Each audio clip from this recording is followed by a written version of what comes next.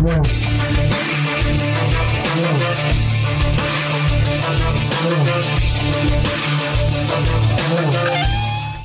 TV நேயர்களுக்கு வணக்கம்.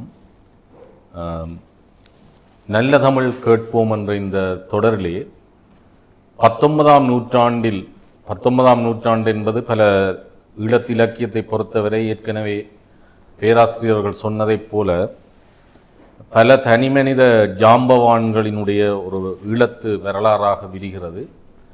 அதிலே நாங்கள் ஒரு பண்டித மரபுக்கூடாக எப்படி 19ஆம் நூற்றாண்டில் ஒரு இடத்தில் இருந்து பல இடங்களுக்கு அந்த பண்டித மரபுக்கூடாக நகர்ந்தவர்கள் என்ற வரிசையிலே முருகேச பண்டிதர், குமாரசாமி புலவரிலிருந்து தொடங்கி முருகேச பண்டிதர் என்று நகருகிற இந்த வரிசையிலே நினைக்கிறேன் இந்த பண்டித மரபுக்குள்ளாலே வந்தவர்கள் முருகேச பண்டிதருக்கு இலக்கண கொட்டர் என்றும் அவர் அழைக்கப்பட்டிருக்கிறார். குறிப்பாக இந்த இலக்கண கொட்டர் என்ற பெயரோடு பல இடங்களிலும் இருந்த பல பண்டிதர்கள் அல்லது மூத்த தமிழ் அறிஞர்கள் அழைக்கப்பட்டிருக்கிறார்கள்.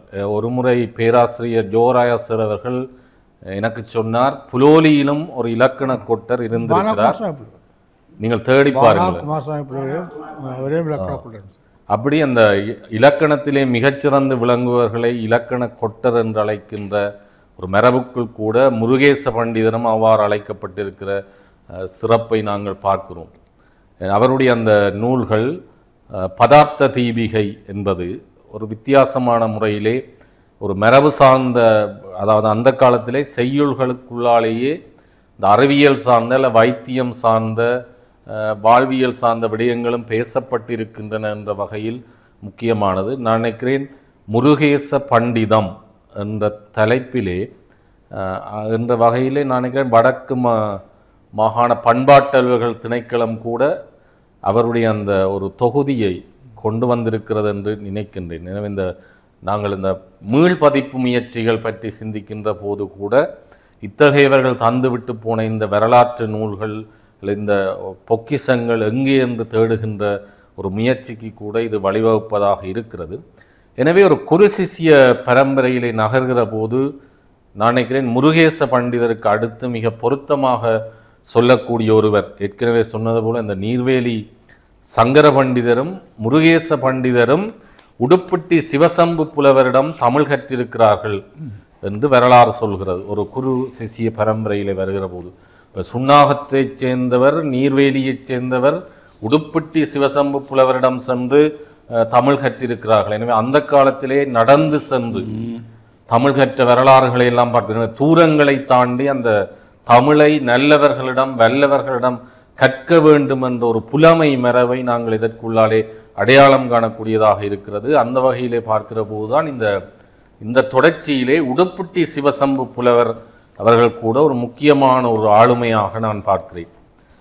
குறிப்பாக அம்பலவான அருளம்ப முதலியாருக்கும் கதிராசி பிள்ளைக்கும் மகனாக பிறந்த ஒருவராக 1830 தொடக்கம் 1910ஆம் ஆண்டு வரை வாழ்ந்த ஒரு புலவராக உடுப்பிட்டி சிவசம்பு புலவர் முக்கியம் பெறுகிறார். குறிப்பாக ஈழத்து தமிழ் இலக்கிய பரப்பிலே அதிகமான பிரபந்தங்களை பாடிய புலவர் என்ற சிறப்பு உடுப்பிட்டி சிவசம்பு புலவருக்குத்தான் உரியது என்று சொல்லப்படுகிறது. இந்த சிற்றிலக்கிய வகையிலே அதிகமான சிற்றிலக்கியங்களை பாடிய ஒரு சிறப்பு அவருக்கு இருக்கிறது. இளமையிலேயே கவிதை பாடுகிற ஆற்றல் அவருக்கு இருந்திருக்கிறது. குறிப்பாக அவர் நாவலர், அதாவது நல்லூர் சரவணமுத்து புலவரிடமும் சம்பந்த பிள்ளையிடமும் உடுப்பிட்டி சிவசம்புலவர் தமிழ் கற்றிருக்கிறார். நாவலர் காலத்தில் வாழ்ந்த இவர் தமிழ்நாட்டிலும் கூட இவருடைய பணி பரந்திருந்த தன்மையை பார்க்கணும். குறிப்பாக ராமநாதபுரம் பாஸ்கர சேதுபதி மீது கல்லாட கலைத்துறையை இவர் பாடுகிற போது நான்மணி மாலை, இரட்டை மணி மாலை, அதே மாதிரி பாண்டித்துறை தேவர் மீது கூட இவர் நான்மணி மாலை பாடியிருக்கிறார். அந்த வகையில் இவருடைய பணி என்பது ஈழத்தை தாண்டி தமிழகத்துக்கும் பரந்திருந்த தன்மைகளை நாங்கள் பார்க்கிறோம்.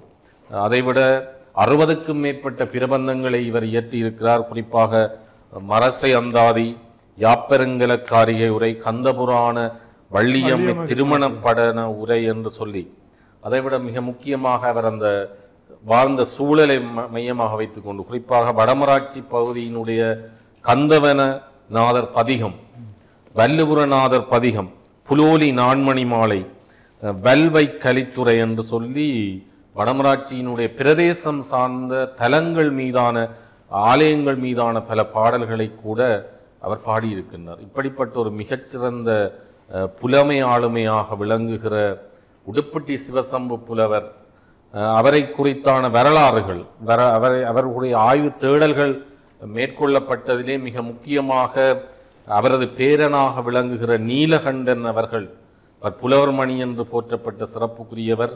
அவர் உடுப்பிட்டி சிவசம்பு புலவருடைய வரலாற்றையும் ஆக்கங்களையும் தொகுத்து வெளியிட்டிருக்கிறார். உடுப்பிட்டி சிவசம்பு புலவர் பிரபந்த திரட்டு, தேவபாகமும் மானிட பாகமும் என்று முதலிலே அதனை நீலகண்டன் அவர்கள் வெளியிட்டார்.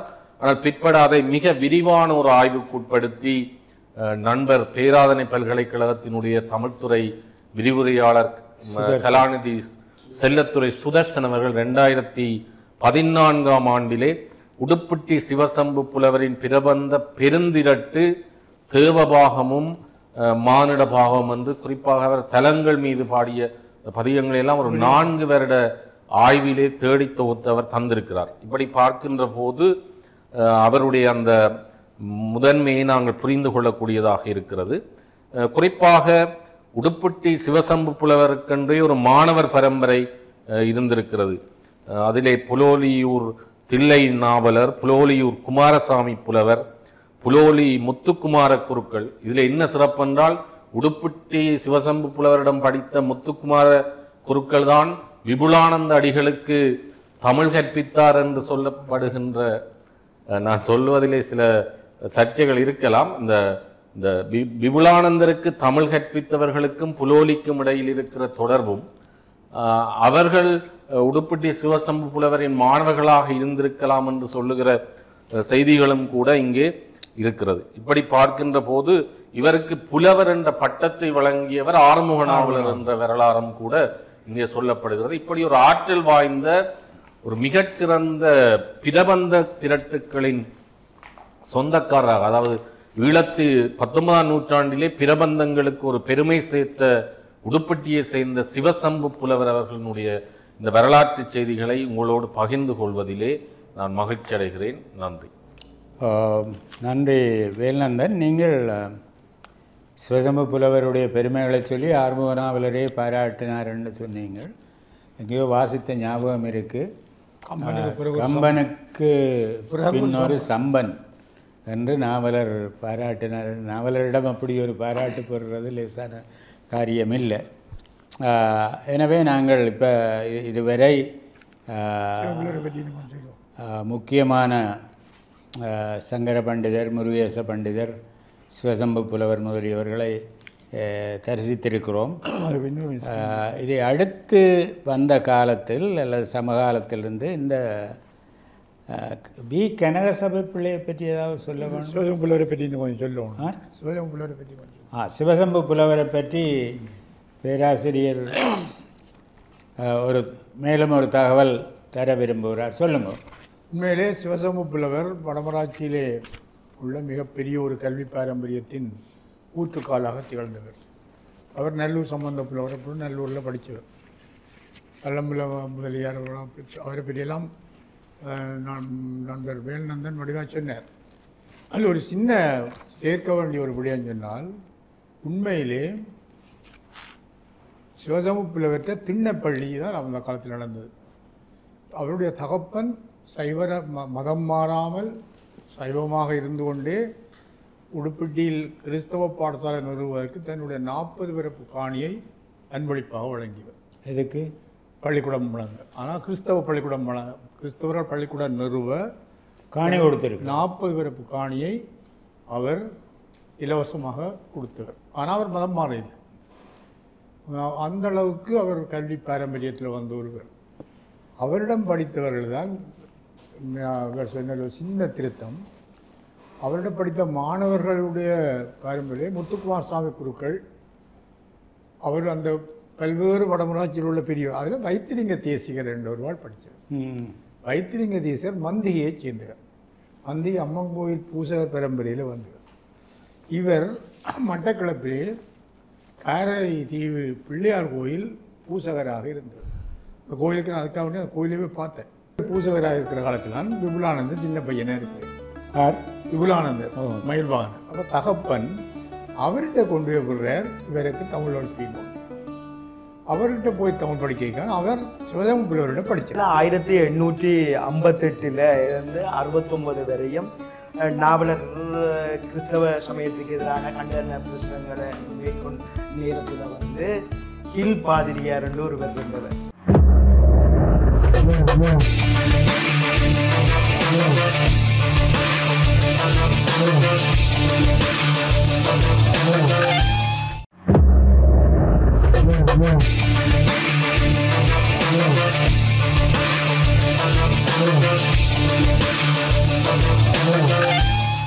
டேன் தமிழொலி நேயர்களுக்கு வணக்கம். நல்ல தமிழ் கேட்போம் என்ற கலந்துரையாடல் தொடரிலே சென்ற முறை நாங்கள் ஈழத்திலும் தமிழ்நாட்டிலும் தடம் பதித்த சீவை தாமோதரம் பிள்ளை, கரோல் விஸ்வநாத பிள்ளை அவர்களை பற்றியெல்லாம் பார்த்திருக்கிறோம். அந்த எழுச்சியோடு அந்த மூச்சோடு சீவை தாமோதரம் பிள்ளை ஏழாலையில் சைவப்பிரகாச வித்தியாசாலையை ஆரம்பித்தார். அதற்கு அதிபராக முருகேச பண்டிதரை நியமித்தார். அங்கே அவ்வித்தியாசாலையிலே குமாரசாமி புலவர் ஓர் ஆசிரியராக இருந்தார். இவை வரலாற்று பதிவுகள். அந்த ஏழாலை சைவப்பிரகாச வித்தியாசாலை நெடுங்காலம் சிறப்புற நடந்தது. முருகேச பண்டிதர், ஆறுமுக நாவலர் முதலியோருடைய அனுசரணை சுனா குமாரசாமி புலவருக்கு இருந்தது. ஏறத்தாழ இந்த காலத்தை அடுத்து வைமன் கதிரவேற்பிள்ளை என்ற அறிஞர், அவர்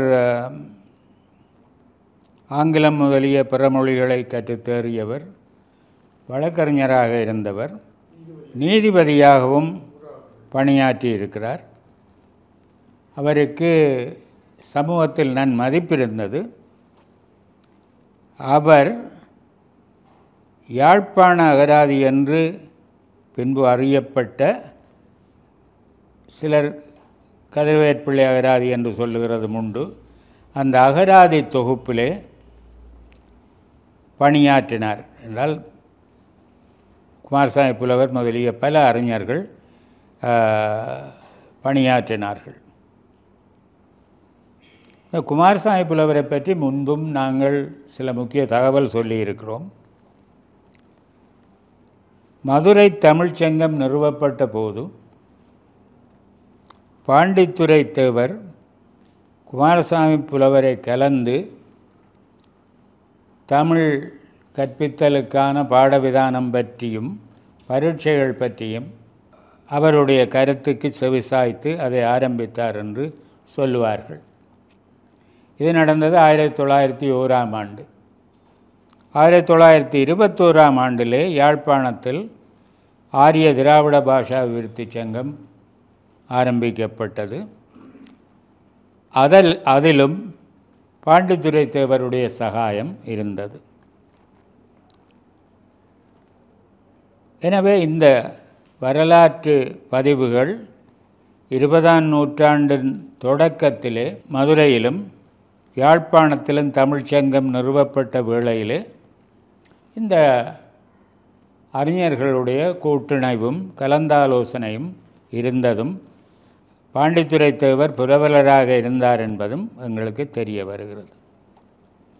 இந்த பின்புலத்தை சொல்லி நாங்கள் இனி அடுத்த கட்டத்திலே இந்த ஈழநாட்டு தமிழ் புலவர்கள், தமிழ் புலமையாளர்கள் பற்றிய பதிவுகளை தொடருகிறோம். முதல்ல நண்பர் பேராசிரியர் சிவலிங்கராஜா அவர்களை இந்த குமாரசாமி புலவரையும் அவரை அடுத்து வந்த தமிழ் புலமையாளர்களும் நீங்கள் இன்றியமையாதன, தவிர்க்க முடியாதனவாக குறிப்பிடக்கூடிய ஆளுமைகள் பற்றி நேயர்களுக்கு சொல்லுமாறு வேண்டிக் கொள்ளுகிறேன். நிகழ்ச்சியோடு இணைந்திருக்கின்ற டான் டிவி நேயர்களுக்கு வணக்கம். எங்களுடைய ஈழத்து இலக்கிய வரலாற்றை நிறைய நாங்கள் பார்த்தால் 19ஆம் நூற்றாண்டு எங்களுக்குரியது என்று பெரிய அறிஞர்களாக சொல்லியிருக்கிறார்கள். 19ஆம் நூற்றாண்டு இலங்கைக்குரியது, அதை அவரிடம் விட்டுருங்க.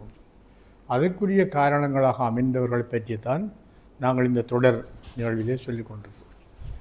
சிவை தாமரம் பிள்ளை, ஆறுமுக நாவலர் போன்ற பெரிய பெரிய ஜாம்பவான்கள். சிவை தாமரம் பிள்ளை பற்றி நிறையவே பேசலாம், நிறையவே நாங்கள் பேசியிருக்கிறோம்.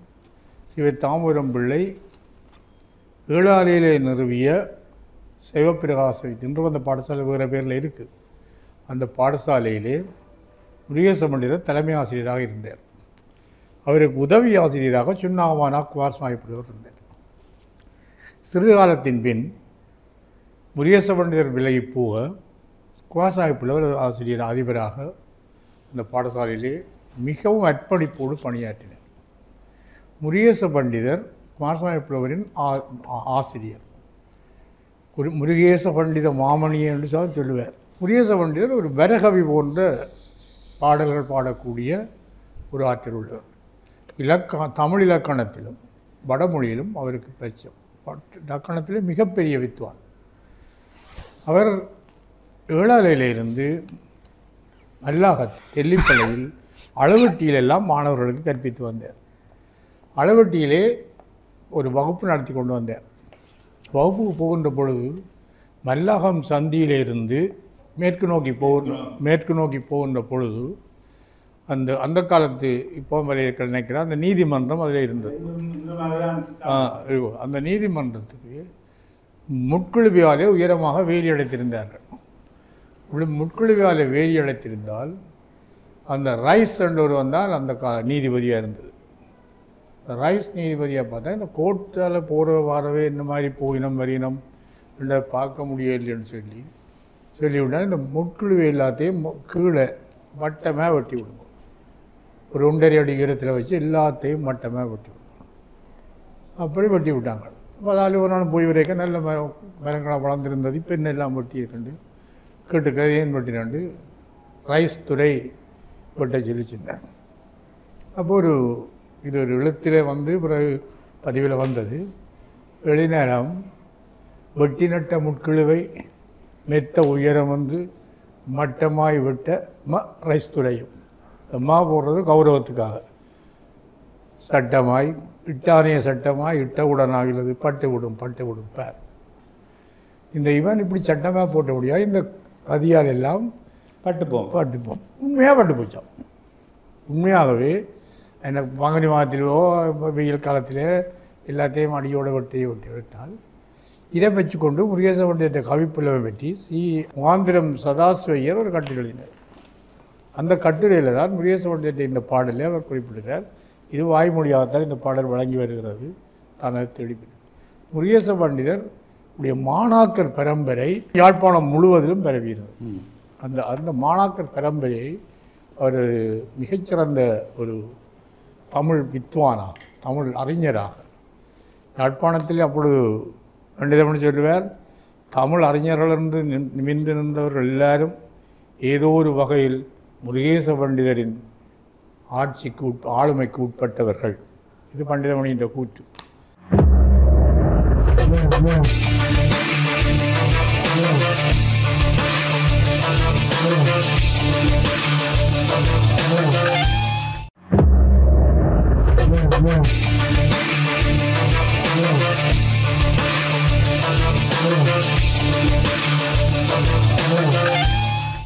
பண்டிதமணி அவர் பரம்பரை அவர் நாங்கள் ஒரு ஆசிரியர் பரம்பரை ஒன்று சொல்லுவோம் தானே, மாணாக்கரின் சொல்கிறோம். அந்த மரபில் பண்டிதமணி உள்ளிட்ட பலர் முருகேச பண்டிதர் மரபிலே வந்த தமிழ் புலமையாளர்கள். இதை தொடர்ந்து தம்பி ரமேஷ் அவர்கள் முருகேச பண்டிதரில் அவர் ஒரு ஆராத காதலுடையவர். அவர் முருகேச பண்டிதரில் ஈடுபாடுடையவர். அவர் மீதியே அவர் சொல்வார்.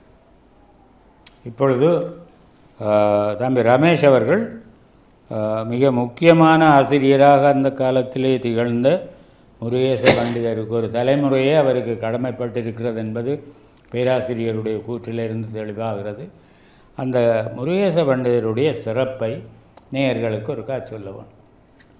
ஓ, அது அவரை பற்றி வெள்ளிமலை என்ற ஒரு இதழில் நான் ஒரு நீண்ட கட்டுரையை தொடர்ச்சியாக எழுதி கொண்டு வந்தேன். அந்த வகையில் முருகேச பண்டிதர் மிக முக்கியமான ஈழத்தில் இந்த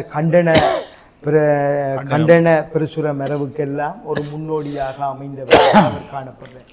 அதே நேரத்தில் எங்களுடைய நண்பர் இயல்பானன் அவர்களுடைய கொள்ளு தாத்தாவாகவும் அவர் காணப்படுறார்.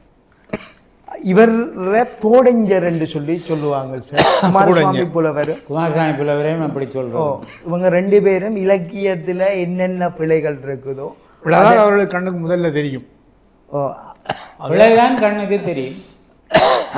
என்னென்ன பிழைகள் இருக்குதோ அவ்வளவு பிழைகளையும் உள்வாங்கி அதுக்கு ஒரு கண்டனம் சொல்ற ஒரு மரபு ரெண்டு பேர் காண்டதால ரெண்டு பேரையும் தோடஞ்சர் என்று சொல்லுவாங்க. என்னென்றால் ரமேஷ், தோஷம் அடிச்சொல் தோஷம்தான் தெரியும்.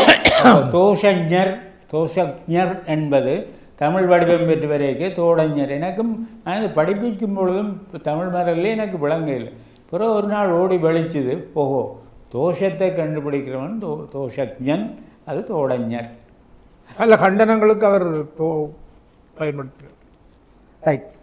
அப்போ அதே சமயம் இவர் கும்பகோணத்துக்கு ஒரு தரம் போயிருந்தவராம். இது செவிவழி கதை. கும்பகோணத்துக்கு போன இடத்துல இவரை பண்டிதர் இதுக்குள்ள உள்வாங்கிறதுக்கான ஒரு பரீட்சை நடக்க இவர் அந்த பரீட்சை பேப்பர்ல இருக்கிற முழுமையான பிழைகளை எழுதி போட்டு விட எழுதியில என்னென்ன பிழைகள் இருந்ததோ கேள்வியில் என்ன கேள்வி பிழை அப்படியே தூக்கி எழுதி போட்டு கொடுத்துட்டு வர அதை கண்ட ஆக்கள் உடனே தலைமை ஆசிரியர் அதை கண்டு நீங்கள் எங்கட இதுக்கு பண்டிதர் யாருங்கன்னு சொல்லி பண்டிதர் பரீட்சை எழுதாமலே பண்டிதர் ஆனார்ன்னு சொல்லி ஒரு செவிவழி கதையாக சொல்லுவார் முருகேச பண்டிதர்.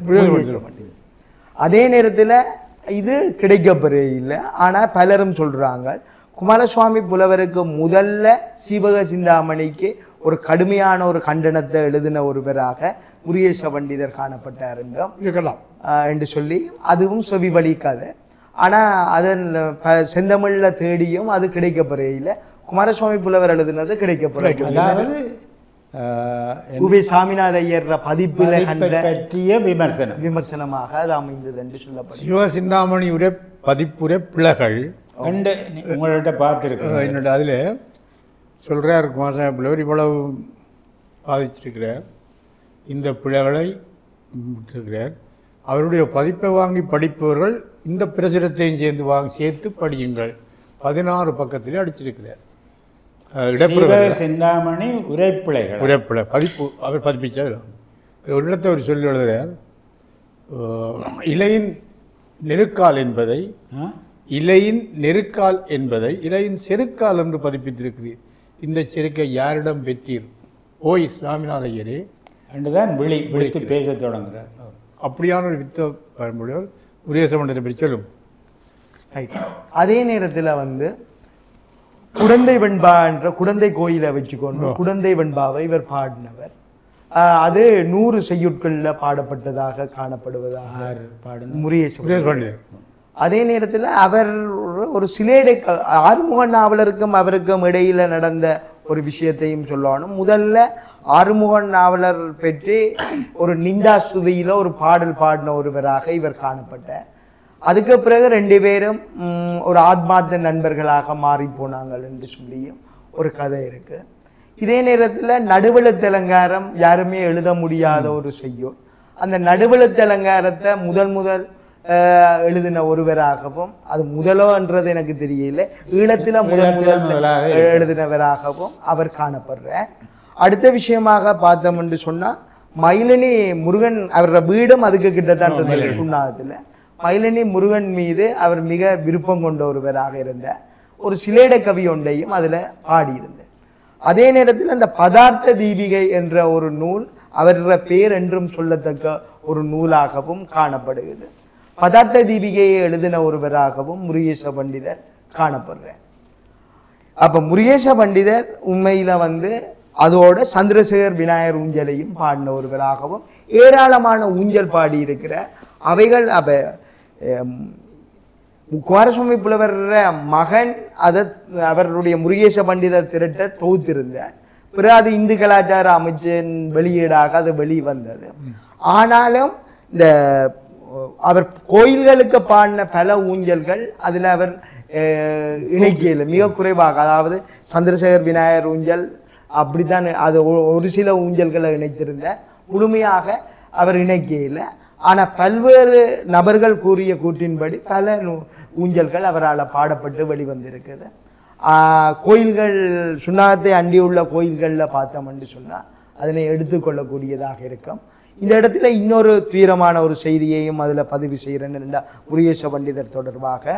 பேங்க் ஆஃப் ஸ்லான் சுண்ணாகத்தில் இருக்கிற பேங்க் ஆஃப் ஸ்லானுக்கு நேர் முன் வீதி முருகேச பண்டிதர் வீதி என்று தான் போடப்பட்டது. ஆனால் இப்போ அந்த பேரை எடுத்து சிவபூதராயர் வீதி என்று சொல்லி அதை மாற்றி இருக்கிறாங்க. உண்மையில வந்து அது ஒரு கவலைக்கு அறியவே முருகேச பண்டிதர் வீதி, நாங்கள் அறியவே முருகேச பண்டிதர் வீதி. ஆனால் இப்போ அதை மாற்றிட்டாங்க. அப்போ பழைய தோம்பில் அப்படி இல்லையாமன்னு சொல்லி மாற்றிட்டாங்க. ஆகவே அதுவும் ஒரு கவலைக்குரிய விஷயம் என்று சொல்லி குமாரசுவாமி புலவர் இவர் பற்றி ஒரு சுண்ணை நகர புன்னை நகர் என்று சொல்லி ஒரு செய்யுளொன்றும் பாடியிருக்கிற அதை இந்த தருணத்தில் ஞாபகப்படுத்தி. நன்றி ரமேஷ்.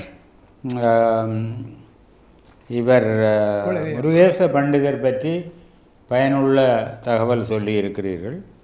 அவர் அசாத்திய புலமை வாய்ந்தவர் என்பது பேராசிரியர் சொன்ன பட்டுப்படும் பட்டுப்படும் பார் என்ற பண்பாவிலிருந்தும் நீங்கள் சொன்ன தகவலிலிருந்தும் தெரிகிறது. அவரை அடியொற்றி ஒரு நல்ல புலமை மரபு வந்திருக்கிறது என்பது நாங்கள் முக்கியமாக கருத்தில் கொள்ள வேண்டியது. ஒரு மாணாக்கர் பரம்பரை உருவாக்கம், அதுவும் அந்த காலத்தில் தொடர்பாடல்களுக்கு வசதி குறைந்த காலத்திலேயே ஒரு மாணவன் ஒரு ஆசிரியனை தேடி போய் அவன் நில்லென நின்று இருவென இருந்து ஏடு அவளென அவிழ்த்து சித்திரப்பாவையின் அத்தக அடங்கி படிக்கிற ஒரு முறை ஒரு காலத்தில் இருந்ததுதான். அப்போ அந்த முறையின் பிரதிநிதியாக வாரிசுகளாக அவருக்கு பின் வந்தவர்கள் அவருடைய பெயருக்கு பெருமை தேடி இருக்கிறார்கள் என்பதை சொல்லி அவரோட தொடர்புடைய ஒருவர் சங்கர பண்டிதர். சங்கர பண்டிதர் அவரும் மிக முக்கியமான ஒருவராக காணப்படுற. அதே நேரத்தில் 1821ஆம் ஆண்டு பிறந்தவராக இருக்கிற பண்டிதமணி கணபதி பிள்ளை இவரை பற்றி சொல்லக்குள்ள சைவமாபாடியம் தந்த சிவஞான முனிவர் என்று சொல்லி இவரை பற்றி சொல்ல சங்கர நீர்வேலி சங்கர பண்டிதர். அதே நேரத்தில் அவரும் ஏராளமான நூல்கள் எழுதியிருக்கிற, சமஸ்கிருதத்தில் சரளமாக உரையாடக்கூடியவராகவும் எழுதக்கூடியவராகவும் காணப்பட்ட இந்த சுண்ணாத்தில் உள்ள புலமைத்துவ மரபுக்கு வித்திட்ட ஒருவராகவும் அவர் அறியப்படுற ஒருவராக இருக்கிறார். அகபஞ்ச சஷ்டி உரை என்றது இவருடைய முக்கியமான நூலாக சொல்லப்படுகிறது. சித்தாந்த சாரவழி லகுடிகை என்ற நூலையும் இவர் எழுதினவராக காணப்படுற. சமஸ்கிருத பாலபாடங்கள் என்ற ஒரு நூலையும் இவர் எழுதியிருக்கிறார். இவரை பற்றி நிறைய சொல்லலாம். என்று சொன்னால் நாவலர் மரபில் பேராசிரியர் கனகரட்னம் அவர்கள் இவரை பற்றி நிறைய சொல்லி இருக்கிறார். இதையும் இந்த தருணத்தில் நன்றி ரமேஷ். வேலந்தனட்ட பெற முந்தி தேநீர் இடைவேளை.